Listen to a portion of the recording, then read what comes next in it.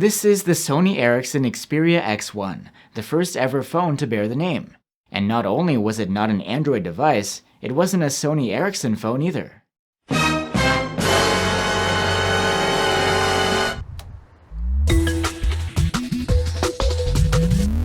There are but few stories of meteoric rise and precipitous fall that can rival the highs and lows of Sony's mobile division.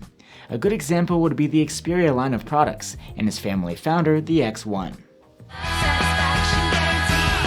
The X1 is an ARC slider phone with the Windows Mobile 6.1 operating system, and it was Sony Ericsson's foray into Windows mobile smartphones, or pocket PCs as they were once called.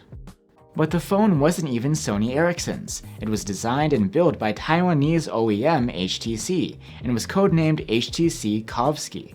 Back in the day, HTC was a popular OEM manufacturer, but they preferred to stay in the shadows, making white-label devices for larger brands or carriers. However, it was already on its own trajectory to success, as Windows Mobile Pocket PCs, HTC's specialty, were among the few touch-enabled smartphones available, at a time when consumers were after touchscreen phones that could rival the Apple iPhone. This was the same year that saw the launch of the first phone with a fledgling Android OS, T-Mobile G1, so Android was not even on the map yet.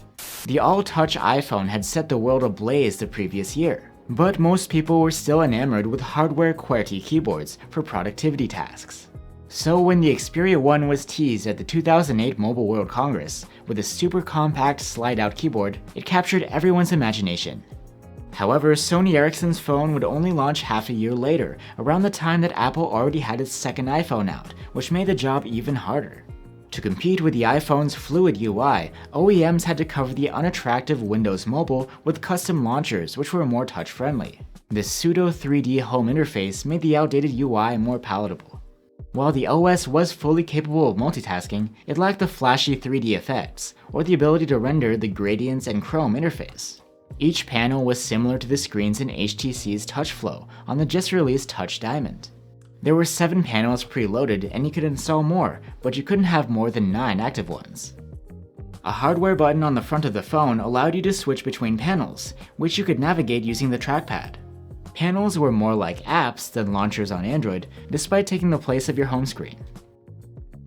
The Sony Ericsson Xperia X1 had a 3-inch resistive touchscreen, smaller than the 3.5-inch panel on the Nokia N97, which came out the same year, but this one had a higher resolution. 480 by 600 pixels versus 360 by 640. Unfortunately, the keyboard wasn't especially comfortable to use. It just wasn't as good as the one on the HTC Touch Pro, which is a sibling Windows Mobile 6.1 device.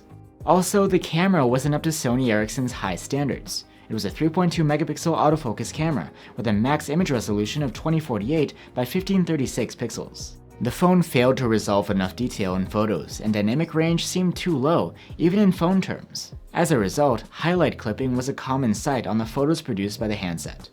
The camera on the N97 wasn't perfect either, but it was better. And there were issues with the build quality too. We had 2 broken Xperia X1s in our office alone. The Media Experience panel borrowed its UI design from the PlayStation 3 and its own cross-media bar. It allowed you to browse through your photos, videos, music, and games, just like the Media Center and SE feature phones. Interestingly, the phone book was also included in this list. The X panel's UI was reused a few times on later phones, including on the sequel, the Xperia X2. However, Windows Mobile was woefully outdated, and X panels just weren't as good at covering that up. Ultimately, it was a failed experiment. Sony Ericsson ended its relationship with HTC after the X1, though the reason for the breakup was never officially revealed. The first Sony Ericsson Android device was the Xperia X10, which announced on the next year, and the Xperia lineup used Android ever since. While the Xperias we know have changed a lot since the X1, one thing is certain, it started a whole new Xperia chapter for Sony Ericsson smartphones. I'm Will for GSM Arena, and you were in the Flashback. I'll see you again soon for more moments of mobile history.